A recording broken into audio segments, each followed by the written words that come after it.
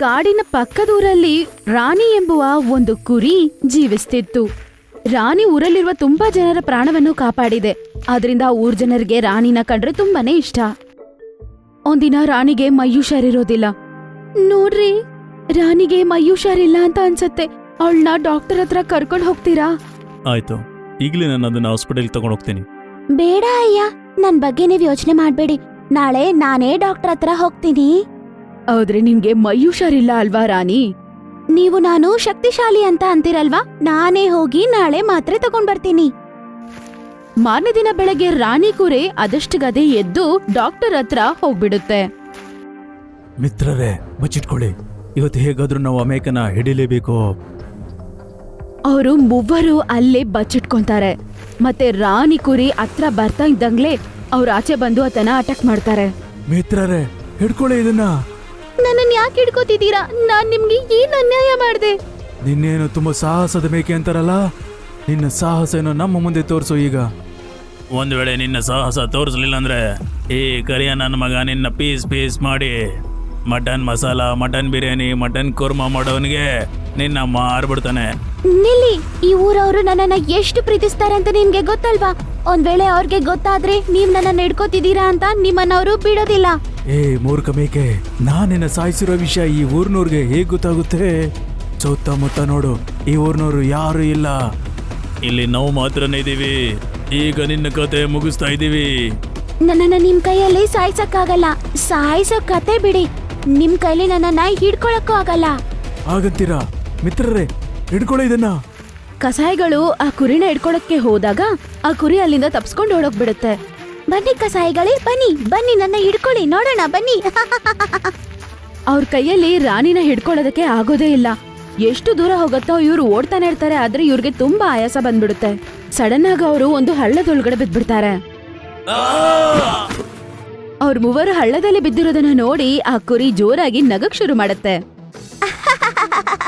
ಏನು ಕಸಾಯಿಗಳೇ, ಈ ಹಳ್ಳದಲ್ಲಿ ಬಿದ್ದು ತುಂಬಾ ಜಾಲಿಯಾಗಿದೆ ಅನ್ಸತ್ತೆ. ನನಗೆ ದಾಳಿ ಮಾಡ್ತೀಯಾ? ಹಿಂದೆ ತಿರುಗ್ ನೋಡು, ನಿನ್ನ ಸಾವಿದೆ ಅಲ್ಲಿ. ಆಗ ಕುರಿ ಹಿಂದ್ಗಡೆ ತಿರುಗಿ ನೋಡುತ್ತೋ ಇಲ್ವೋ, ಕಸಾಯಿ ಅವರ ಬೇರೆ ಫ್ರೆಂಡ್ಸ್ ಅಲ್ಲಿ ಹಿಂದ್ಗಡೆ ನಡ್ಕೊಂಡ್ ಬರ್ತಿರ್ತಾರೆ. ಬಂದ್ರು ನೋಡಿದ್ರ, ನನ್ನನ್ನ ಜೀವಂತವಾಗಿರಕ್ ಬಿಡ್ತಾರೋ ಇಲ್ವೋ ಇವ್ರು ಹಂಗಂತ ಅನ್ಕೊಂಡು ಆ ಕುರಿ ಮತ್ತೆ ಅಲ್ಲಿಂದ ತಪ್ಸ್ಕೊಂಡು ಓಡೋಗ್ಬಿಡುತ್ತೆ. ಏ ಮೂರ್ಖರೇ, ಇನ್ನ ನಿಂತ್ಕೊಂಡ್ ಮೇಕೆನೇ ನೋಡ್ತಾ ಇದ್ದೀರಾ? ಅದನ್ನ ಬೇಟೆಯಾಡಿ. ಒಂದ್ ವೇಳೆ ಅದು ಊರಿಗೆ ಸೇರ್ಕೊಂಡ್ರೆ ನಮ್ಮ ರಹಸ್ಯ ಎಲ್ರಿಗೂ ಹೇಳ್ಬಿಡುತ್ತೆ. ಒಂದ್ ವೇಳೆ ನಿಮ್ಮ ಪ್ರಾಣ ಕಾಪಾಡ್ಕೋಬೇಕಂದ್ರೆ ಬೇಗ ಹೋಗಿ ಆ ಮೇಕೆನ ಸಾಯಿಸಿ. ಕಾಲು ಕಸಾಯಿ ಅವರು ಮತ್ತೆ ಆ ರಾಣಿ ಕುರಿ ಹಿಂದ್ಗಡೆನೆ ಹೋಗಕ್ ಶುರು ಮಾಡ್ತಾರೆ.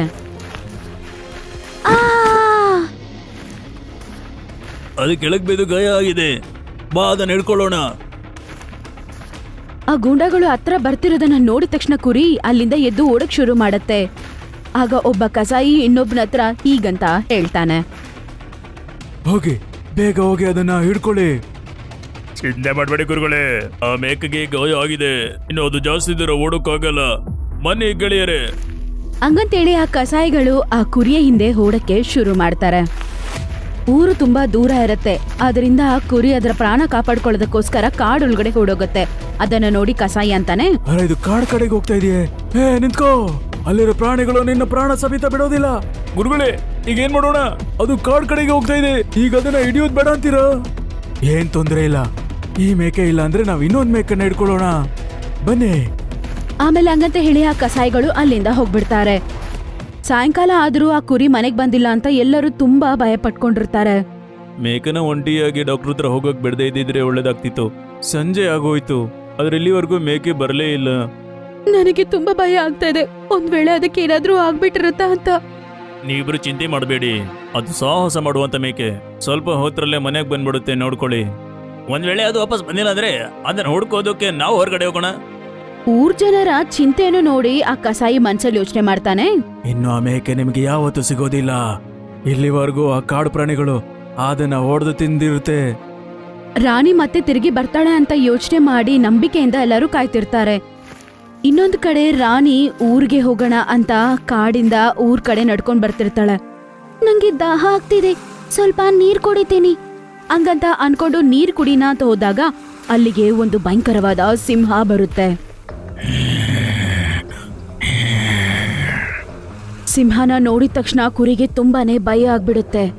ಗಾಯಗೊಂಡಿರುವ ಕುರಿಯನ್ನು ನೋಡಿ ಸಿಂಹ ಈಗಂತ ಕೇಳ್ತಾನೆ. ನೀನು ಕಾಡಿನ ಮೇಕೆ ತರ ಕಾಣಿಸ್ತಾ ಇಲ್ವಲ್ಲ, ನಿಜ ಹೇಳು, ನೀನ್ ಯಾರು, ಇಲ್ಲಿಗೆ ಯಾಕೆ ಬಂದಿದ್ಯಾ? ನನ್ನ ಹೆಸರು ರಾಣಿ. ಊರಲ್ಲಿರೋರ್ಗೆ ನಾನಂದ್ರೆ ಎಲ್ಲರಿಗೂ ತುಂಬಾನೇ ಇಷ್ಟ. ಆದ್ರೆ ಇಲ್ಲಿಗೆ ಯಾಕೆ ಬಂದಿದ್ಯಾ? ಕಸಾಯಿಗಳ ಹತ್ರ ಅಂದ್ರೆ ನನ್ನ ಪ್ರಾಣ ಕಾಪಾಡ್ಕೊಳ್ಳೋದಕ್ಕೆ ಕಾಡೊಳಗಡೆ ಬಂದೆ. ಇವಾಗ ನೋಡ್ದೆ ನಿನ್ನ ಹತ್ರ ಸಿಕ್ಕಾಕೊಂಡೆ. ಇವಾಗ ನಾನು ಏನು ಮಾಡೋದು? ಬಾಧೆ ಪಡಬೇಡ, ಇಲ್ಲಿ ಮನುಷ್ಯರಿಲ್ಲ, ನೀನಿಲ್ಲಿ ಸುರಕ್ಷಿತವಾಗಿರ್ಬೋದು. ಹೌದಾ?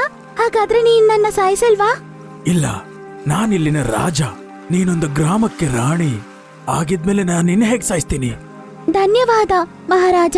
ನಾನು ಗಾಯಗೊಂಡಿದ್ದೀನಿ, ತುಂಬಾ ಸುಸ್ತಾಗಿದ್ದೀನಿ. ನನ್ಗೆ ಇಲ್ಲಿ ರೆಸ್ಟ್ ತಗೊಳೋದಕ್ಕೆ ಜಾಗ ಸಿಗುತ್ತಾ? ಯಾಕೆ ಸಿಗೋದಿಲ್ಲ? ನಾನು ಈ ಕಾಡಿಗೆ ರಾಜ ಹೇಗೋ ಆ ರೀತಿಲೇ ನಿನ್ನ ಊರಿಗೆ ರಾಣಿ. ಆ ರೀತಿ ನೋಡಿದ್ರೆ ನಿನ್ನ ಅತಿಥಿ ಅಲ್ವಾ? ಹಾಗಾಗಿ ನಿಸ್ಸಂದೇಹವಾಗಿ ನೀನನ್ನ ಗುಹೆಯಲ್ಲಿ ವಿಶ್ರಾಂತಿ ತಗೋಬಹುದು. ಕುರಿ ಸಿಂಹದ ಜೊತೆಗೆ ಅದರ ಗುಹೆ ಒಳಗಡೆ ಹೋಗತ್ತೆ. ಮತ್ತೆ ಅಲ್ಲೇ ಸ್ವಲ್ಪ ಹೊತ್ತು ವಿಶ್ರಾಂತಿ ತಗೊಳುತ್ತೆ. ರಾತ್ರಿಯ ಸಮಯದಲ್ಲಿ ಸಿಂಹ ಕುರಿ ಹತ್ರ ಕೇಳ್ತಾನೆ. ನೋಡು ಮೇಕೆ, ನಿಜ ಹೇಳು, ನಿನ್ನ ಪರಿಸ್ಥಿತಿ ಹೀಗಾಗೋಕೆ ಕಾರಣ ಯಾರು? ನಾನು ಅವನ್ನ ಬಿಡೋದಿಲ್ಲ. ಕಾಲು ಕಸಾಯಿ ಇದಾನಲ್ವಾ, ಅವನನ್ನ ಸಾಯಿಸ್ಬೇಕನ್ಕೋತಿದ್ದಾನೆ ಅಣ್ಣ. ನೀನ್ ನನ್ನ ಅಣ್ಣಯ್ಯ ಅಂತ ಕರ್ತೀಯಾ? ಹಾ, ಈ ಪ್ರಪಂಚದಲ್ಲಿ ನನ್ನ ಕಾಪಾಡಕ್ಕೆ ಬೇರೆ ಯಾರೂ ಇಲ್ಲ. ಇವತ್ತಿಂದ ನಾನ್ ನಿನ್ನ ರಕ್ಷಣೆ ಮಾಡ್ತೀನಿ. ಸಿಂಹ ಜಾತಿಗೆ ಸಂಬಂಧಿಸಿದ ಎಲ್ಲ ವಿದ್ಯೆನ ಕಲಿಸ್ತೀನಿ. ನಾನು ನಿನ್ಗೆ ಯಾವ ರೀತಿ ಶಿಕ್ಷಣ ಕೊಡ್ತೀನಿ ಅಂದ್ರೆ, ನಿನ್ನ ಶರೀರ ಮೇಕೆ ಆಗಿರೋದ್ರಿಂದ ಧೈರ್ಯ ಮಾತ್ರ ಸಿಂಹ ರೀತಿ ಇರುತ್ತೆ. ಮಾರನೇ ದಿನದಿಂದ ಕುರಿಗೆ ಸಿಂಹ ತರ ಟ್ರೈನಿಂಗ್ ಕೊಡಕ್ಕೆ ಶುರು ಮಾಡತ್ತೆ. ಸ್ವಲ್ಪ ದಿನದ ನಂತರ ಈಗ ಕುರಿ ಸಿಂಹದ ತರ ಬಲಶಾಲಿ ಆಗತ್ತೆ. ಅಣ್ಣ, ನಾನೀಗ ತಯಾರಾಗಿದ್ದೀನಿ. ನಾನೀಗ ನನ್ನ ಊರ್ಗೆ ಹೋಗ್ಬೋದಾ? ಹೌದು, ನಡಿ, ನಿನ್ನ ಊರಿನವರೆಗೂ ಬಿಡ್ತೀನಿ. ಇಲ್ಲ ಅಣ್ಣ, ನೀನ್ ನನಗೆ ಕೊಟ್ಟಿರುವ ಟ್ರೈನಿಂಗ್ ಇಂದ ನಾನು ಬಲಶಾಲಿ ಆಗಿದ್ದೀನಿ. ಈಗ ನಾನು 4-5 ಕಸಾಯಿಗಳು ಬಂದ್ರು ಕೂಡ ಅವ್ರನ್ನ ಸಾಯಿಸ್ತೀನಿ. ಹಂಗಂತ ಹೇಳಿದ ತಕ್ಷಣ ಸಿಂಹಗೆ ಸಂತೋಷ ಆಗತ್ತೆ. ಆಯ್ತು ತಂಗಿ, ಆದ್ರೆ ಯಾವಾಗೆಲ್ಲ ನಿನಗೆ ಅಣ್ಣನ ಅವಶ್ಯಕತೆ ಇರುತ್ತೋ ಆಗ ಅಣ್ಣ ಅಂತ ಒಂದ್ಸರಿ ಕರಿ. ಒಂದೇ ಕೂಗಿಗೆ ನಿನ್ನ ಮುಂದೆ ಹಾಜರಾಗ್ತೀನಿ. ಧನ್ಯವಾದ ಅಣ್ಣ. ಹಂಗಂತ ಹೇಳಿ ಕುರಿ ಅದರ ಊರಿಗೆ ಅಲ್ಲಿಂದ ಹೋಗ್ಬಿಡುತ್ತೆ. ಸರ್ಪಂಚ್ ಅವರೇ, ಮೇಕೆ ಕಾಣಿಸ್ದೆ ತುಂಬಾ ದಿನಗಳ ಆಗೋಯ್ತು. ಅದನ್ನ ನೆನೆಸ್ಕೊಂಡ್ರೆ ನಮ್ಗೆ ಬಾಧೆ ಆಗ್ತಿದೆ. ಆಯ್ತು, ಹಾಗಾದ್ರೆ ಇವಾಗಿಂದ ನಾವು ಅದನ್ನ ಹುಡುಕ್ಬೇಕಾಗುತ್ತೆ. ಆಗ ರಾಣಿ ಅಲ್ಲಿಗೆ ತಿರುಗಿ ಬರ್ತಿರ್ತಾಳೆ. ಸರ್ಪಂಚ್ ಅವರೇ, ಅಲ್ಲೋಡಿ, ರಾಣಿ ಮೇಕೆ ಬಂದ್ಬಿಡ್ತು. ರಾಣಿ ಬಕ್ರಿ ಬಂದಿರೋದನ್ನ ನೋಡಿದ ತಕ್ಷಣ ಜನರೆಲ್ಲರೂ ತುಂಬಾನೇ ಸಂತೋಷ ಪಡ್ತಾರೆ. ಇನ್ನೊಂದು ಕಡೆ ಕಾಲು ಕಸಾಯಿಗೆ ಕೂಡ ರಾಣಿ ವಾಪಸ್ ಬಂದಿರೋದು ಗೊತ್ತಾಗಿ ಹೀಗಂತಾನೆ. ಆ ಮೇಕನ ಸಾಯಿಸದೇ ಇರೋವರೆಗೂ ನಾನು ಮಾತ್ರ ನಿದ್ದೆನೆ ಹೋಗೋದಿಲ್ಲ. ಕಾಲಣ್ಣ, ಕಾಡಿಂದ ಮೇಕೆ ಪ್ರಾಣ ಸಮೇತ ಬಂದಿದೆ ಅಂತ ಕೇಳ್ದೆ. ಹೌದು, ಅದು ಸಿಂಹ ಬೇಟೆಯಿಂದ ತಪ್ಪಿಸ್ಕೊಂಡಿರ್ಬೋದು, ಆದ್ರೆ ನನ್ನ ಕತ್ತಿಯಿಂದ ಮಾತ್ರ ತಪ್ಪಿಸ್ಕೊಳ್ಳೋದಿಲ್ಲ. ಇವತ್ತು ರಾತ್ರಿ ನಾವು ಅದರ ಕತೆ ಮುಗಿಸ್ಬಿಡೋಣ. ರಾತ್ರಿಯ ಸಮಯದಲ್ಲಿ ಕಾಲು ಅವರ ಸ್ನೇಹಿತರನ್ನು ಕರ್ಕೊಂಡು ರಾಣಿಯ ಮನೆಗೆ ಹೋಗ್ತಾನೆ. ಮಿತ್ರರೇ, ಆ ಮೇಕೆನ ಕಟ್ಟು ಹಾಕಿ ಆ ಕಡೆಯಿಂದ ಕರ್ಕೊಂಬನ್ನಿ. ಮೂವರು ರಾಣಿನ ಅಲ್ಲಿಂದ ಹಿಡ್ಕೊಂಡು ಕರ್ಕೊಂಡೋಗ್ಬಿಡ್ತಾರೆ. ನಾಳೆ ಬೆಳಗ್ಗೆ ಆಗ್ತಿದ್ದಂಗೆ ಮೊದಲು ಈ ಮೇಕೆನ ಕೊಯ್ದು ಹಾಕ್ಬೇಕು, ಸರಿನಾ? ಆಯ್ತು ಗುರುಗಳೇ. ರಾಣಿನ ಅಲ್ಲೇ ಕಟ್ ಹಾಕಿ ಅವರು ಅಲ್ಲಿಂದ ಹೋಗ್ಬಿಡ್ತಾರೆ. ಮಾರನೇ ದಿನ ಬೆಳಗ್ಗೆ ಬಂದವ್ರು ನೋಡ್ತಾರೆ, ಅಲ್ಲಿ ರಾಣಿ ಮಾತ್ರ ಅಲ್ಲ, ಅವನ್ ಕಟ್ಟಾಕಿದ್ದ ಬೇರೆ ಯಾವ ಪ್ರಾಣಿನೂ ಅಲ್ಲಿ ಇರ್ಲಿಲ್ಲ. ಇದೇನಾಯ್ತು ಗುರು, ಮೇಕೆಗಳೆಲ್ಲ ಮಾಯಾಗೋಯ್ತು. ಇದೇಗ್ ಸಾಧ್ಯ? ಮೇಕೆ ಎಲ್ಲಿದ್ಯೋ ತಿಳ್ಕೊಳ್ಳಿ. ಆಗ ಸಿಂಹದಂತ ಕುರಿ ಅಲ್ಲಿಗೆ ಬರುತ್ತೆ. ನೀವೇನ್ ಅನ್ಕೊಂಡ್ರಿ ಈ ಕುರಿ ಫ್ಲವರ್ ಅಂತನಾ? ಈ ಕುರಿ ಫ್ಲವರ್ ಅಲ್ಲ, ಫೈರ್. ಅದು ಕೂಡ ವೈಲ್ಡ್ ಫೈರ್. ಏನ್ ಪುಷ್ಪ ನೋಡ್ಕೊಂಡ್ ಬಂದ್ಯಾ? ಏ ಫೈರ್ ಫ್ಲವರ್ ಎಲ್ಲ ಸಿನಿಮಾದಲ್ಲಿ ಮಾತ್ರನೇ. ರಿಯಾಲಿಟಿಲಿ ಕಸಾಯಿ ಕಾನೆ ಕತ್ತಿ ಕೆಳಗಡೆ ಮೇಕೆ ತಲೆ ಇರುತ್ತೆ. ಅಷ್ಟು ಸುಲಭವಾಗಿ ಈ ರಾಣಿಯ ಕತ್ತನ್ನು ಕೊಯ್ಬೋದು ಅಂತ ನೀವು ಅನ್ಕೋಬೇಡಿ. ಗುರುಗಳೇ, ಇದು ತುಂಬಾನೇ ಮಾತಾಡ್ತಿದೆ. ಇದ್ರ ಕಥೆ ಏನೋ ಇವತ್ತೇ ನೋಡೋಣ ಗುರುಗಳೇ. ಮೂವರು ಅದನ್ನ ಹಿಡ್ಕೊಳ್ಳೋದಕ್ಕೋಸ್ಕರ ಹೋಗ್ತಾರೆ. ರಾಣಿಗೆ ಸಿಂಹ ಟ್ರೈನಿಂಗ್ ಕೊಟ್ಟಿರ್ತಾನೆ. ಅದೇ ರೀತಿ ಅವಳು ಅವ್ರ ಮೂವರ್ನು ಅಟ್ಯಾಕ್ ಮಾಡ್ಬಿಟ್ಟು ಅಲ್ಲಿಂದ ಹೋಗ್ಬಿಡ್ತಾಳೆ. ಈ ಮೇಕೆ ಮಾತ್ರ ಹುಲಿ ರೀತಿಯಲ್ಲಿ ಓಡಾಡ್ತಿದೆ. ಹೌದು, ಇದನ್ನು ಸೋಲ್ಸಕ್ಕಾಗಲ್ಲ. ಬಹುಶಃ ಮೇಕೆಗಳನ್ನೆಲ್ಲ ಇದೇ ಬಿಡಿಸಿರಬಹುದು. ಹಾ, ನಾನು ಎಲ್ಲರನ್ನೂ ಇಲ್ಲಿಂದ ಕರ್ಕೊಂಡು ಹೋದೆ. ಆದ್ರೆ ನಿನ್ ಮಾಮೂಲಿ ಮೇಕೆ ಅಲ್ವಾ? ಇವ್ರನ್ನೆಲ್ಲೋ ಹೇಗ್ ಬಿಡಿಸ್ತೇನೆ ನೀನು ಅಸಲಿಗೆ? ನಾನು ಸುಮ್ನೆ ಅಂತ ಅನ್ಕೊಂಡ್ರಾ? ಅಲ್ಲಿ ನೋಡಿ. ಅಯ್ಯೋ ದೇವ್ರೇ, ಇದೆಲ್ಲ ಕಾಡಲ್ಲಿರುವಂತ ಕ್ರೂರ ಮುಖಗಳು. ಮತ್ತಷ್ಟೇ ಕ್ರೂರಿಯತ್ತು ನನ್ನ ತಂಗಿ ಮೇಕೆ. ಅರ್ಥ ಆಯ್ತಾ ಕೊಲೆಗಾರ? ಆ ಮೇಕೆ ನಮಗೆ ತಂಗಿ ರೀತಿಯಲ್ಲಿ ಅದ್ರ ಮೇಲೆ ಯಾವ ಕಣ್ ಬಿದ್ರು ಅಷ್ಟೇ ಅವ್ರನ್ನ ಸಾಯ್ಸ್ ಹಾಕ್ಬಿಡ್ತೀವಿ. ಪ್ರಾಣಿಗಳ ಕುಪ ನೋಡಿ ಕಸಾಯಿಗಳಿಗೆ ಭಯ ಆಗುತ್ತೆ. ನಮ್ ಕಡೆ ಏನೋ ತಪ್ಪಾಗ್ಬಿಟ್ಟಿದೆ, ದಯವಿಟ್ಟು ನಮ್ಮನ್ನ ಕ್ಷಮಿಸ್ಬಿಡಿ. ಕ್ಷಮೆ ಕೇಳ್ಬೇಕಂದ್ರೆ ನನ್ನ ತಂಗಿ ಹತ್ರ ಕೇಳು, ಇಲ್ಲಾಂದ್ರೆ ನಿನ್ನ ಪೀಸ್ ಪೀಸ್ ಮಾಡಿ ಎಲ್ಲ ತಿಂದ್ ಹಾಕ್ಬಿಡ್ತೀವಿ. ನನ್ನ ಕ್ಷಮಿಸ್ಬಿಡು ಮೇಕೆ. ಮೇಕೆ ಅಲ್ಲ, ತಂಗಿ ಮೇಕೆ ಅಂತ ಹೇಳು ಕೊಲೆಗಡುಕ. ನನ್ನ ಕ್ಷಮಿಸ್ಬಿಡು ಮೇಕೆ ತಂಗಿ. ಆಮೇಲೆ ಊರ್ ಜನರು, ಸರ್ಪಂಚ್ ಎಲ್ಲರೂ ಅಲ್ಲಿಗೆ ಬರ್ತಾರೆ. ಸರ್ಪಂಚ್ ಅವರೇ, ಇವರು ಎಲ್ಲ ಪ್ರಾಣಿಗಳನ್ನು ಸಾಯಿಸ್ಬೇಕು ಅನ್ಕೊಳ್ಳುವ ಕಸಾಯರು. ಹೌದು ಸರ್ಪಂಚ್ ಅವರೇ, ನಿನ್ನೆ ರಾತ್ರಿ ಈ ಮೇಕೆ ನಮ್ಮನ್ನ ಏನಾದ್ರೂ ರಕ್ಷಣೆ ಮಾಡಿಲ್ಲ ಅಂದ್ರೆ ಈ ಕಸಾಯವನ್ನು ನಮ್ಮನ್ನ ಸಾಯಿಸ್ಬಿಡ್ತಾ ಇದ್ದ. ನೋಡು ಬೇಕೆ, ನಿನ್ನ ಸಾಹಸ ತೋರಿಸಿ ನಿನ್ನ ಪ್ರಾಣಿ ಮಾತ್ರವಲ್ಲ ಈ ಪ್ರಾಣಿಗಳ ಪ್ರಾಣ ಕೂಡ ಕಾಪಾಡಿದೀಯಾ. ನಿನ್ನ ನೋಡಿ ಹೆಮ್ಮೆ ಆಗ್ತಾ ಇದೆ. ಅದೆಲ್ಲ ಸರಿ ಸರ್ಪಂಚ್ ಅವರೇ, ಈಗ ಈ ಕಸಾಯವನ್ನ ಏನ್ ಮಾಡ್ಬೇಕಂತೀರಾ? ಹಾಗಾದ್ರೆ ಇವರನ್ನ ಸಾಯಿಸಿ ನಾವಿವತ್ತು ಅವರ ಬೀರನೆ ತಿಂತೀವಿ. ಇಲ್ಲ ಅಣ್ಣ, ನಾವು ಕಸಾಯಿಗಳ ತರ ಆಗ್ಬಿಟ್ರೆ ಆಮೇಲೆ ನಮಗೂ ಈ ಕಸಾಯಿಗಳಿಗೂ ಏನ್ ಡಿಫ್ರೆನ್ಸ್ ಇರುತ್ತೆ? ಇವ್ರನ್ನ ಬಿಟ್ಬಿಡೋಣ. ಕುರಿ ಹೇಳಿದ ತಕ್ಷಣ ಸಿಂಹ ಅವ್ರನ್ನ ಕ್ಷಮಿಸ್ಬಿಡ್ತಾನೆ. ಆಮೇಲೆ ಸರ್ಪಂಚ್ ಎಲ್ಲಾರ್ನೂ ಅಲ್ಲಿಂದ ಆಚೆ ಕಳ್ಸ್ಬಿಡ್ತಾನೆ. ಅವತ್ತಿಂದ ಊರಲ್ಲಿ ಯಾವೊಂದು ಜಂತುನೂ ಸತ್ತಿಲ್ಲ. ಮತ್ತೆ ಎಲ್ಲರೂ ತುಂಬಾ ಸಂತೋಷವಾಗಿ ಅವರ ಜೀವನವನ್ನು ಸಾಗ್ಸಕ್ಕೆ ಶುರು ಮಾಡ್ತಾರೆ. 5 ವರ್ಷದಿಂದ ಕಾಡೆಲ್ಲ ಒಣಗೋಗಿತ್ತು. ಇದನ್ ನೋಡಿ ಶೇರ್ ಸಿಂಗ್ಗೆ ಚಿಂತೆಯಾಗಿತ್ತು. ಎಲ್ಲಾ ಪ್ರಾಣಿಗಳು ಹಸಿವು ಬಾಯಾರಿಕೆಯಿಂದ ನರಳುತ್ತಾ ಇದ್ವು. ಮಹಾರಾಜ್ರೆ, ನಿಮ್ಮ ಚಿಂತೆ ನನ್ಗೆ ಅರ್ಥ ಆಗುತ್ತೆ, ಆದ್ರೆ ಇದಕ್ಕೆ ಪರಿಹಾರ ಇದೆ ನನ್ ಬಳಿ. ಕಾಡಿಗೆ ಮಳೆ ಬರಿಸಲು ನೀವು ಏನು ಹೇಳಿದರೂ ಸರಿ, ಅದನ್ನು ನಾನು ಮಾಡುತ್ತೇನೆ. ನಾವು ಒಬ್ಬ ಬಾಬಾವ್ರ ಬಳಿಗೆ ಹೋಗೋಣ. ಮಳೆ ಹೇಗ್ ಬರ್ಸೋದು ಅಂತ ಅವ್ರು ಹೇಳ್ತಾರಂತೆ. ಸರಿ, ಹಾಗಾದರೆ ನಾವು ಇವತ್ತು ಬಾಬಾರ ಬಳಿಗೆ ಹೋಗೋಣ. ಬಾಬಾ, ಕಾಡಿನಲ್ಲಿ ಬರಗಾಲವಿದೆ. ನದಿಗಳು ಮತ್ತು ಸರೋವರಗಳು ಈಗಾಗಲೇ ಒಣಗಿ ಹೋಗಿವೆ. ಪ್ರಾಣಿಗಳು ಸಾಯುತ್ತಾ ಇವೆ. ಯಾವುದಾದರೂ ಪರಿಹಾರ ಹೇಳಿ ಬಾಬಾ. ನಿಮ್ಮ ಅರಣ್ಯದ ಮೋಕ್ಷ ಒಂದು ಗರ್ಭಿಣಿಯ ಕೈಯ ಮೇಕೆಯಲ್ಲಿದೆ ಎಂದು ಹೇಳುತ್ತೇನೆ. ಮೇಕೆಯ ಕೈಯಲ್ಲಿ ಕಾಡಿನ ಮೋಕ್ಷ? ನನಗೆ ಅರ್ಥವಾಗಲಿಲ್ಲ. ನಾನು ವಿವರಿಸುತ್ತೇನೆ. ಚಂಪಾವತಿ ಎಂಬ ಗರ್ಭಿಣಿ ಮೇಕೆ ಪಾಕಿಸ್ತಾನ ಜರಿಯಲ್ಲಿ ಹೋಗಿ ಸ್ನಾನ ಮಾಡಿದ ದಿನ ನಿಮ್ಮ ಕಾಡಿನಲ್ಲಿ ಸಮೃದ್ಧವಾಗಿ ಮಳೆ ಬರುವುದು. ಆದರೆ ಆ ಮೇಕೆಯನ್ನು ಕಂಡುಹಿಡಿಯುವುದು ಹೇಗೆ ಬಾಬಾ? ಚಂಪಾ ಪಾಕಿಸ್ತಾನದ ಬಳಿ ಕಾಡಿನಲ್ಲಿ ವಾಸಿಸುತ್ತಾಳೆ. ಹೋಗಿ ಅವಳನ್ನು ಹುಡುಕಿಕೊಳ್ಳಿರಿ. ಶೇರ್ ಸಿಂಗ್ ತನ್ನ ಜೊತೆಗಾರರೊಂದಿಗೆ ಚಂಪಾ ಮೇಕೆಯನ್ನು ಹುಡುಕುತ್ತಾ ಪಾಕಿಸ್ತಾನದ ಕಡೆಗೆ ಹೊರಡುತ್ತೆ. ಮಹಾರಾಜ್, ಅಲ್ಲಿ ನೋಡಿ, ಪಾಕಿಸ್ತಾನ ಕಾಣಿಸ್ತಾ ಇದೆ. ಹೌದು, ಪಾಕಿಸ್ತಾನ ನದಿಯ ಆಚೆಯ ಬದಿಯಲ್ಲಿ ಚಂಪಾ ವಾಸಿಸುತ್ತಾಳೆ ಎಂದು ಬಾಬಾ ಹೇಳಿದ್ದಾರೆ. ಇದ್ರರ್ಥ ಚಂಪಾ ಇಲ್ಲೇ ಎಲ್ಲೋ ಇರ್ಬೇಕು. ಹೌದು, ಅವಳನ್ನು ಹುಡುಕೋಣ. ಎಲ್ರೂ ಸೇರ್ಕೊಂಡು ಚಂಪಾಳನ್ನು ಹುಡುಕ್ತಾರೆ. ನಂತರ ಚಂಪಾ ಕಾಡಿನಲ್ಲೇ ಕಾಣಿಸುತ್ತೆ. ನೀನು ಚಂಪಾ ಅಲ್ವಾ? ಹಾ, ಆದ್ರೆ ನೀವೆಲ್ಲ ಯಾರು? ನನ್ನ ಹೆಸರು ಶೇರ್ ಸಿಂಗ್. ನಾನು ಗೀರ್ ಕಾಡಿನಿಂದ ನಿನ್ನನ್ನು ಹುಡುಕಿಕೊಂಡು ಬಂದಿದ್ದೇನೆ. ನಮ್ಮ ಕಾಡಿನಲ್ಲಿ ಬರಗಾಲವಿದೆ ಮತ್ತು ಬಾಬಾ ಮಳೆ ತರಿಸಲು ನೀವು ನಮಗೆ ಸಹಾಯ ಮಾಡಬಹುದು ಎಂದು ಹೇಳಿದ್ದಾರೆ. ನನ್ ಪತಿ ಇಲ್ಲಿ ಇದ್ದಿದ್ರೆ ನಾನ್ ನಿಮಗ್ ಸಹಾಯ ಮಾಡಬಹುದಿತ್ತು. ಇದರರ್ಥ ನೀವು ನಮಗೆ ಸಹಾಯ ಮಾಡುವುದಿಲ್ಲವೇ? ನಿಮ್ಮ ಗಂಡ ಎಲ್ಲಿದ್ದಾನೆ? ನನ್ನ ಪತಿ ಜಾದೂಗಾರರಾಗಿದ್ರು. ಅವರು ಬಹಳ ಶಕ್ತಿಶಾಲಿ. ಆದ್ರೆ ರಾಕ್ಷಸರು ಅವ್ರನ್ನ ಸಾಯಿಸ್ಬಿಟ್ರು. ಓ, ಹಾಗಾದರೆ ಅವನು ನಿಮಗೆ ಆ ಮಂತ್ರಶಕ್ತಿ ನೀಡಲಿಲ್ಲವೇ? ಅವರ ಮಗ ನನ್ನ ಹೊಟ್ಟೆಯಲ್ಲಿದ್ದಾನೆ. ಯಾವಾಗ ಅವನಿಗೆ ಜನ್ಮವಾಗುತ್ತೋ ಅಂದಿನಿಂದ ನನ್ನ ಪತಿಯ ಜಾದೂನ ಶಕ್ತಿ ಎಲ್ಲ ನನಗ್ ಬಂದ್ಬಿಡುತ್ತೆ. ಹಾ, ಬಾಬಾ ಹೇಳಿದರು ನೀನು ಪಾಕಿಸ್ತಾನದ ಸರೋವರದಲ್ಲಿ ಸ್ನಾನ ಮಾಡಿದಾಗ ಮಾತ್ರ ಮಾಂತ್ರಿಕ ಶಕ್ತಿ ನಿನಗೆ ಬರುತ್ತದೆ ಎಂದು. ಇದ್ ನನಗ್ ಗೊತ್ತು. ಆದ್ರೆ ನೀವೆಲ್ಲ ಯಾಕೆ ಇಲ್ಲಿಗೆ ಬಂದಿದ್ದೀರಿ? ಅದನ್ ನನಗ್ ಹೇಳಿ. ನಮ್ಮ ಕಾಡಿನಲ್ಲಿ ಬರಗಾಲವಿದೆ. ನೀವು ಪಾಕಿಸ್ತಾನ ಸರೋವರಕ್ಕೆ ಹೋಗಿ ಸ್ನಾನ ಮಾಡಿದಾಗ ಮಾತ್ರ ಮಳೆ ಬರುತ್ತದೆ ಎಂದು. ನಾನೇನಾದ್ರೂ ಪಾಕಿಸ್ತಾನದಲ್ಲಿ ಸ್ನಾನ ಮಾಡಿದ್ರೆ ಇಲ್ಲಿ ಮಳೆ ಬರೋದಾದ್ರೆ ನಾನು ಅದನ್ ಮಾಡೋಕ್ಕೂ ತಯಾರಿದ್ದೀನಿ. ಹಾ, ಇದು ನಮ್ಮ ಸಮಸ್ಯೆಯನ್ನು ಪರಿಹರಿಸುತ್ತದೆ ಮತ್ತು ನಿಮಗೆ ಮಾಂತ್ರಿಕ ಶಕ್ತಿಗಳು ಸಿಗುತ್ತವೆ. ಸರಿ, ಹಾಗಾದ್ರೆ ನಾಳೆನೆ ನಾವು ಪಾಕಿಸ್ತಾನಕ್ಕೆ ಹೋಗೋಣ. ಇದನ್ ಕೇಳಿ ಎಲ್ಲಾ ಪ್ರಾಣಿಗಳಿಗೂ ಖುಷಿಯಾಗುತ್ತೆ. ಪ್ರಯಾಣದ ತಯಾರಿಯನ್ನು ಮಾಡಿ. ನಾಳೆ ನಾವೆಲ್ಲರೂ ಪಾಕಿಸ್ತಾನದ ಕಡೆಗೆ ಹೋಗೋಣ. ಮರುದಿನವೇ ಶೇರ್ ಸಿಂಗ್ ಚಂಪಾ ಮೇಕೆ ಮತ್ತು ಎಲ್ಲಾ ಪ್ರಾಣಿಗಳನ್ನ ಕರ್ಕೊಂಡು ಪಾಕಿಸ್ತಾನಕ್ಕೆ ಹೊರಡುತ್ತೆ. ಈಗ ಎಲ್ರೂ ಪಾಕಿಸ್ತಾನಕ್ಕೆ ಹೋಗ್ತಿದ್ದಾರೆ. ಸ್ವಲ್ಪ ಸಮಯ ನಡೆದ್ಮೇಲೆ ಎಲ್ರೂ ನದಿ ಬಳಿಗೆ ಬರ್ತಾರೆ. ಶೇರ್ ಸಿಂಗ್ ನದಿ ಒಳಗೆ ಕಾಲಿಟ್ ಕೂಡ್ಲೆ ಅಲ್ಲೊಂದು ರಾಕ್ಷಸ ಪ್ರತ್ಯಕ್ಷವಾಗ್ಬಿಡುತ್ತೆ.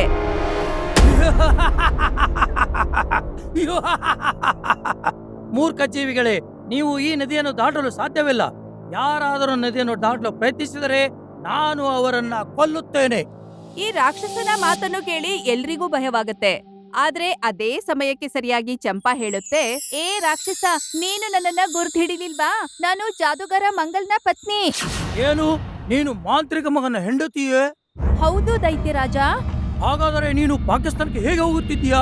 ಪಾಕಿಸ್ತಾನದ ಒಂದು ನದಿಯಲ್ಲಿ ನಾನು ಸ್ನಾನ ಮಾಡಿದ್ರೆ ನನ್ನ ಹೊಟ್ಟೆಲಿರುವಂತಹ ಮಗುಗೆ ಜಾದುವಿನ ಶಕ್ತಿ ಬರುತ್ತಂತೆ. ನಮ್ಮ ಕಾಡಿನಲ್ಲಿ ಮಳೆ ಬರುತ್ತದೆ. ನಮ್ಮ ಕಾಡು ಹಲವು ವರ್ಷಗಳಿಂದ ಬರಗಾಲದಲ್ಲಿ ಬಳಲುತ್ತಿದೆ. ನೀವೆಲ್ಲರೂ ಒಂದು ಒಳ್ಳೆ ಉದ್ದೇಶಕ್ಕಾಗಿ ಹೋಗುತ್ತಿದ್ದೀರಿ, ಆದ್ದರಿಂದ ನಾನು ನಿಮ್ಮನ್ನು ತಡೆಯಲು ಹೋಗಿ. ಚಂಪಾಳೊಂದಿಗೆ ಎಲ್ಲಾ ಪ್ರಾಣಿಗಳು ಈ ನದಿಯನ್ನ ದಾಟಿದ ಮೇಲೆ ಎಲ್ಲಾ ಪ್ರಾಣಿಗಳು ಪಾಕಿಸ್ತಾನವನ್ನು ತಲುಪುತ್ತಾರೆ. ನೋಡಿ, ಈಗ ನಾವು ಪಾಕಿಸ್ತಾನ ಅರಣ್ಯದಲ್ಲಿ ಬಂದಿದ್ದೇವೆ. ಆದ್ದರಿಂದ ಎಚ್ಚರವಾಗಿರಬೇಕು. ಹಾ, ನಾವು ಬಹಳ ಬೇಗ ಆ ನದಿಯನ್ನ ತಲುಪಬೇಕು. ಅದರಲ್ಲಿ ಸ್ನಾನ ಮಾಡಿ ನಾನು ಶಕ್ತಿ ಪಡಿಬೇಕು ಮತ್ತೆ ಕಾಡಿನಲ್ಲಿ ಮಳೆ ಬರಿಸ್ಬೇಕು. ಅಲ್ಲಿ ಪಾಕಿಸ್ತಾನದ ಕಾಡಿನ ರಾಜ ಶೇರ್ ಸಿಂಗ್ ಕೂಡ ಬಹಳ ಚಿಂತೆಯಲ್ಲಿತ್ತು. ವಾಜಿರೆ ಅಲ್ಲ, ಕಳೆದ 5 ವರ್ಷಗಳಿಂದ ನಮ್ಮ ಕಾಡಿನಲ್ಲಿ ಮಳೆಯಾಗಿಲ್ಲ. ಇದರಿಂದಾಗಿ ಪ್ರಾಣಿಗಳು ಸಂಕಟದಿಂದ ಸಾಯುತ್ತಿವೆ. ಅಲ್ಲಿವರೆಗೆ ನಾವೆಲ್ಲರೂ ಉಪವಾಸ ವನವಾಸ ಸಾಯಬೇಕಾಗುತ್ತದೆ. ಇನ್ಶಾಲ್ಲಾ ಈ ಸಮಸ್ಯೆಗೆ ನಾವು ಶೀಘ್ರದಲ್ಲಿ ಪರಿಹಾರ ಕಂಡುಕೊಳ್ಳಬಹುದು. ಆಗ ಇದ್ದಕ್ಕಿದ್ದಂತೆ ಒಂದು ಹದ್ದು ಬಂದು ಹೇಳುತ್ತೆ, ಎಲ್ಲರೂ ಶಾಂತರಾಗಿರಿ. ಭಾರತದ ಪ್ರಾಣಿಗಳು ನಮ್ಮ ಗಡಿಯನ್ನು ಪ್ರವೇಶಿಸುವುದನ್ನು ನೋಡಿದ್ದೇನೆ. ಅವರ ಜೊತೆಯಲ್ಲಿ ಮೇಕೆ ಇದೆಯೇ? ಹೌದು ಮಹಾರಾಜರೇ. ನಾನು ಅವನಿಗಾಗಿ ಕಾಯುತ್ತಿದ್ದೆ. ಹದ್ದಿನ ಮಾತನ್ನು ಕೇಳಿ ಶೇರ್ ಸಿಂಗ್ ಭಯ ಪಡ್ಲಿಲ್ಲ, ಜೋರಾಗಿ ನಗೋಕ್ ಶುರು ಮಾಡ್ತು. ಇದನ್ ನೋಡಿ ಈ ತೋಳ ಕೇಳುತ್ತೆ, ಕ್ಷಮಿಸಿ ಮಹಾರಾಜರೇ, ನೀವು ಅವನಿಗೆ ಕಾಯುತ್ತಿದ್ದೀರಾ? ನನಗೆ ಏನೂ ಅರ್ಥವಾಗಲಿಲ್ಲ. ನಾನು ವಿವರಿಸುತ್ತೇನೆ. ವಾಸ್ತವವಾಗಿ ಫಕೀರ್ ಬಾಬಾ ನನಗೆ ಹೇಳಿದರು, ಬಾಬಾ, ನನ್ನ ಕಾಡಿನಲ್ಲಿ ಹಲವು ವರ್ಷಗಳಿಂದ ಮಳೆಯಾಗಿಲ್ಲ. ದಯವಿಟ್ಟು ಮಳೆ ಬರಿಸಲು ಏನಾದರೂ ದಾರಿ ತೋರು. ನಿಮ್ಮ ಕಾಡಿನಲ್ಲಿ ಮಳೆ ಬರಿಸುವುದಕ್ಕಾಗಿ ಒಂದು ಉಪಾಯವಿದೆ, ನೀನು ಮಾಡಬಹುದೇ? ನನ್ನ ನಾಡಿಗಾಗಿ ನಾನು ಬೇಕಾದ್ದನ್ನು ಮಾಡಬಲ್ಲೆ ಬಾಬಾ. ಸರಿ, ಹಾಗಾದರೆ ಕೇಳು. ಹಿಂದೂಸ್ತಾನದ ಕಾಡಿನಲ್ಲಿ ಮಾಂತ್ರಿಕ ಮಗನ ಹೆಂಡತಿ ಚಂಪಾ ಗರ್ಭಿಣಿಯಾಗಿದ್ದಾಳೆ. ನೀವು ಅವಳನ್ನು ಹೇಗಾದರೂ ಮಾಡಿ ಪಾಕಿಸ್ತಾನಕ್ಕೆ ಕರೆದು ಸರೋವರದಲ್ಲಿ ಸ್ನಾನ ಮಾಡಿಸಿದರೆ ನಿಮ್ಮ ಕಾಡಿನಲ್ಲಿ ಬಹಳಷ್ಟು ಮಳೆಯಾಗುತ್ತದೆ. ಆ ಮೇಕೆ ತನ್ನ ಸ್ವಂತ ಇಚ್ಛೆಯಿಂದ ಇಲ್ಲಿಗೆ ಬರುತ್ತಿಲ್ಲ, ಬದಲಾಗಿ ನಮ್ಮ ಇಚ್ಛೆಯಿಂದಾಗಿ ಈಗ ನೀವು ನಾನು ಹೇಳುತ್ತಿರುವುದನ್ನು ಮಾಡುತ್ತಲೇ ಇರಿ. ನಂತರ ಶೇರ್ ಖಾನ್ ಎಲ್ರಿಗೂ ಹೇಳುತ್ತೆ, ಹಿಂದೂಸ್ತಾನದ ಪ್ರಾಣಿಗಳನ್ನು ಸ್ವಾಗತಿಸಿ ಎಂದು. ಮಹಾರಾಜರೇ, ಶತ್ರು ದೇಶದಿಂದ ಪ್ರಾಣಿಗಳು ಏಕೆ ಸ್ವಾಗತಿಸುತ್ತಿದ್ದೀರಿ? ಇದು ಸ್ವಾಗತಾರ್ಹವಲ್ಲ, ಬದಲಾಗಿ ಒಂದು ಪಿತೂರಿ. ಸ್ವಲ್ಪ ಸಮಯದಲ್ಲೇ ಹಿಂದೂಸ್ತಾನ ಮತ್ತು ಪಾಕಿಸ್ತಾನದ ಪ್ರಾಣಿಗಳು ಎದುರು ಬದಲಾಗ್ತವೆ. ಪಾಕಿಸ್ತಾನದ ಪ್ರಾಣಿಗಳು ತುಂಬ ಹೃದಯದಿಂದ ಸ್ವಾಗತಿಸ್ತವೆ. ನೀವು ನಮ್ಮನ್ನು ಪೂರ್ಣ ಹೃದಯದಿಂದ ಸ್ವಾಗತಿಸುತ್ತೀರಿ ಎಂದು ನಾನು ನಂಬಿರಲಿಲ್ಲ. ಹೇಳಿ ಸ್ನೇಹಿತರೆ, ನೀವು ಪಾಕಿಸ್ತಾನಕ್ಕೆ ಏಕೆ ಬಂದಿದ್ದೀರಿ? ನಾವೊಂದು ನದಿಯನ್ನ ಹುಡುಕ್ತಿದ್ದೀವಿ, ಅದ್ರಲ್ಲಿ ನಾನು ಸ್ನಾನ ಮಾಡ್ಬೇಕು. ಚಂಪಾ ಸರೋವರದಲ್ಲಿ ಸ್ನಾನ ಮಾಡಿದರೆ ನಮ್ಮ ಕಾಡಿನಲ್ಲಿ ಮಳೆ ಬರುತ್ತದೆ. ಅಲ್ಹಮ್ದುಲಿಲ್ಲಾ, ಅಲ್ಹಮ್ದುಲಿಲ್ಲಾ. ದಯೆ ಮತ್ತು ಕರುಣೆ ಕೇಳುವುದಿಲ್ಲ. ನಾನು ಸರೋವರಕ್ಕೆ ಹೋಗೋಣ. ನಂತರ ಶೇರ್ ಖಾನ್ ಎಲ್ಲರನ್ನೂ ಆ ನದಿ ಬಳಿ ಕರ್ಕೊಂಡು ಹೋಗುತ್ತೆ. ಅಲ್ಲಿ ಚಂಪಾ ಮತ್ತು ಎಲ್ಲಾ ಪ್ರಾಣಿಗಳು ಸ್ನಾನ ಮಾಡ್ತವೆ. ಜಲಪಾತದಲ್ಲಿ ಸ್ನಾನ ಮಾಡಿದ್ಮೇಲೆ ಈ ಮೇಕೆಗೆ ಜಾದುವಿನ ಶಕ್ತಿ ಬಂದ್ಬಿಡುತ್ತೆ. ಜಲಪಾತದಿಂದ ಈ ಮೇಕೆ ಆಚೆ ಬಂದ್ ಕೂಡ್ಲೆ ಈ ಮಗುವಿನ ಜನ್ಮವಾಗುತ್ತೆ. ಇದನ್ ನೋಡಿ ಮೇಕೆಗಿಂತ ಈ ಶೇರ್ ಖಾನ್ಗೆ ಹೆಚ್ಚು ಖುಷಿ. ಶುಭ ದಿನ, ಶುಭ ದಿನ. ಎಲ್ಲರಿಗೂ ಅಭಿನಂದನೆಗಳು. ನನ್ನನ್ನು ಅಮರರನ್ನಾಗಿ ಮಾಡುವವನು ಪಾಕಿಸ್ತಾನದ ನೆಲದಲ್ಲಿ ಹುಟ್ಟಿದ್ದಾನೆ ನೋಡಿ. ಶೇರ್ ಖಾನ್ನ ಬಾಯಿಂದ ಈ ಮಾತು ಕೇಳಿ ಎಲ್ರಿಗೂ ಆಶ್ಚರ್ಯ. ನಿಮ್ಮನ್ನು ಅಮರರನ್ನಾಗಿಸುವವರ ಜನ್ಮ ಆಗಿದೆ, ಇದ್ರ ಅರ್ಥ ಏನು? ನನಗೆ ಫಕೀರ್ ಬಾಬಾ ಹೇಳಿದ್ದರು, ಗರ್ಭಿಣಿಯಾದ ಭಾರತೀಯ ಮೇಕೆಯ ನವಜಾತ ಶಿಶುವನ್ನು ತಿಂದರೆ ನಾನು ಅಮರನಾಗುತ್ತೇನೆ. ಆದರೆ ಸಾಧು ಬಾಬಾ ನನಗೆ ಹೇಳಿದ್ದರು, ಚಂಪಾ ಪಾಕಿಸ್ತಾನ ಸರೋವರದಲ್ಲಿ ಸ್ನಾನ ಮಾಡಿದರೆ ನಮ್ಮ ಕಾಡಿಗೆ ಮಳೆ ಬರುತ್ತದೆ ಎಂದು. ನೀವು ಹಿಂದೂಸ್ತಾನಿ ಜನರು ಬುದ್ಧಿಗೇಡಿಗಳೆಂದು. ಅಂದರೆ ಬಾಬರ ಬಳಿಗೆ ಹೋಗಿದ್ದೀರಿ, ಸರಿಯೇ? ಈ ನರಿ ನಿಮ್ಮನ್ನು ಕರೆದುಕೊಂಡು ಹೋಗಿತ್ತು. ಹೌದು, ಸಿಂಹವಾಗಿದ್ದರೂ ನೀ ದೊಡ್ಡ ಮೂರ್ಖ. ನಾನು ಈ ನರಿಯನ್ನು ಖರೀದಿಸಿದ್ದೇನೆ. ಅದು ನನ್ನ ಸೂಚನೆ ಮೇರೆಗೆ ನಿನ್ನನ್ನು ಸಾಧುವಿನ ಬಳಿಗೆ ಕರೆದೊಯ್ದಿತ್ತು. ನರಿ, ನೀನು ದ್ರೋಹಿ. ಕ್ಷಮಿಸು ಮಹಾರಾಜ, ಏಕಂದ್ರೆ ಶೇರ್ ಖಾನ್ನ ರಾಜನಾದ್ ಕೂಡ್ಲೆ ನನ್ನನ್ನ ಕಾಡಿನ ಮಂತ್ರಿಯನ್ನಾಗಿಸ್ತಾರೆ. ಅದೇನೋ ಹೇಳ್ತಾರಲ್ಲ, ಕುರುಡಿ ಮದ್ವೆಲ್ ಉಂಡವನೇ ಜಾಣ ಅಂತ. ಮತ್ತು ಬಾಬಾ, ಆ ಬಾಬಾ ಕೂಡ ನಾನು ಕಳಿಸಿದ ಫಕೀರ್ ಬಾಬಾ ಆಗಿದ್ದರು. ಆದ್ರೆ ನೀನ್ ಯಾಕೆ ಹಾಗೆ ಮಾಡ್ದೆ? ಅಮರನಾಗಲು ನಾನು ನಿಮ್ಮ ಮಗುವನ್ನು ತಿಂದ ತಕ್ಷಣ ಅಮರನಾಗುತ್ತೇನೆ. ಶೇರ್ ಖಾನ್ ಆ ಮಗುವನ್ನು ತಿನ್ನೋಕೆ ಮುಂದೆ ಹೋದ್ ಕೂಡ್ಲೆ ಅಲ್ಲೊಬ್ರು ಬಾಬನ ಪ್ರತ್ಯಕ್ಷವಾಗತ್ತೆ. ನಿಲ್ಲು ಶೇರ್ ಸಿಂಗ್, ಕಥೆಯು ಇನ್ನೂ ರಹಸ್ಯಮಯವಾಗಿದೆ. ಋಷಿಮುನಿಗಳನ್ನು ಅಲ್ಲಿ ನೋಡಿ ಈ ಪ್ರಾಣಿಗಳಿಗೆಲ್ಲ ಸಂತೋಷವಾಗತ್ತೆ. ವಾಸ್ತವದಲ್ಲಿ ನೀವು ಕಳಿಸಿದ ವ್ಯಕ್ತಿ ವೇಷ ಬದಲಿಸಿದ ಫಕೀರನೇ ಆಗಿದ್ದ. ಆದರೆ ನಾನು ಅವನನ್ನು ಗುರುತಿಸಿದೆ. ಮತ್ತು ನಂತರ ನಾವು ಅವನನ್ನು ಸೆರೆ ಹಿಡಿದು ಜೈಲಿನಲ್ಲಿ ಇಟ್ಟಿದ್ದೇವೆ. ನಿನಗೆ ನಮ್ಮ ಷಡ್ಯಂತ್ರದ ಬಗ್ಗೆ ಮೊದ್ಲೇ ಗೊತ್ತಿತ್ತಾ? ಹೌದು ನರಿ, ನಾನು ರಾಜ. ನಾನು ಇಡೀ ಕಾಡನ್ನು ನೋಡಿಕೊಳ್ಳಬಲ್ಲೆ. ಹಾಗಾಗಿ ನಿನ್ನ ಮೇಲೆ ಕಣ್ಣಿಡಲು ಸಾಧ್ಯವಿಲ್ಲವೇ? ನಂತರ ಋಷಿಮುನಿಗಳು ಈ ಶೇರ್ ಖಾನ್ಗೆ ಹೇಳ್ತಾರೆ, ನಿಜವಾಗಿಯೂ ಈ ಜೇರಿಯಲ್ಲಿ ಸ್ನಾನ ಮಾಡಿದರೆ ನಮ್ಮ ಕಾಡಿಗೆ ಮಳೆ ಬರುತ್ತದೆ. ಮತ್ತೆ ಸ್ನಾನ ಮಾಡಿದ್ಮೇಲೆ ನನ್ನ ಪತಿಯ ಜಾದುವಿನ ಶಕ್ತಿ ಎಲ್ಲ ನನಗ್ ಬರೋದಿತ್ತು. ಅದೀಗ ಬಂದಾಗಿದೆ ನನ್ಗೆ. ಹಾಗಾದರೆ ಈ ಶಕ್ತಿಯ ಕಾರಣದಿಂದಾಗಿ ನೀವು ಚಂಪಾ ಅಥವಾ ಅವಳ ಮರಿಯನ್ನು ಮುಟ್ಟಲು ಸಾಧ್ಯವಿಲ್ಲ. ನೀನು ನನ್ನ ದೇಶಕ್ಕೆ ಬಂದು ನನಗೆ ಸವಾಲು ಹಾಕುತ್ತೀಯಾ?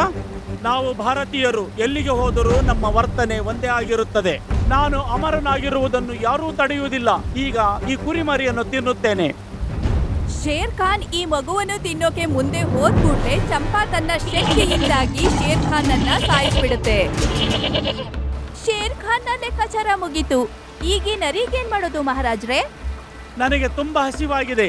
ಈಗಲೇ ಅವನನ್ನು ತಿಂದು ದ್ರೋಹಕ್ಕಾಗಿ ಶಿಕ್ಷಿಸುತ್ತೇನೆ. ಬೇಡ ಮಹಾರಾಜ್ರೆ, ಬೇಡ. ನನ್ನಿಂದ ತಪ್ಪಾಗಿದೆ.